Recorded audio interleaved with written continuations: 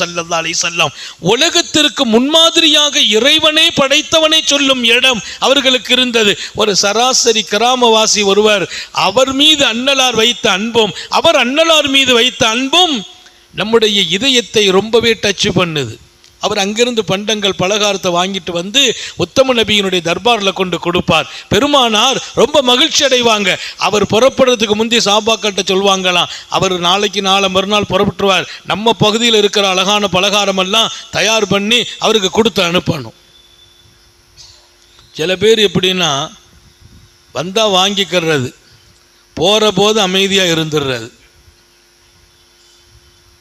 போகிற போது பகரம்ங்கிறது ஒரு அழகிய சுன்னத், கைமாறுங்கிறது ஒரு அழகிய சுன்னத். யார் உபகாரம் செய்தாலும் கொடுக்க முடியலங்கிறதுனால தான் ஜஸாக்கல்லா, அல்லாஹ் உனக்கு நற்கூலி தரட்டும் என்று ஒரு துவாவை கூட ரசூல் கற்றுக் கொடுக்குறாங்க. அன்பளிப்புகள்ங்கிறது உங்களுக்கு இடையே இருக்கட்டும் சொன்னாங்க. உங்களுக்கு மத்தியில் அன்பளிப்புகள்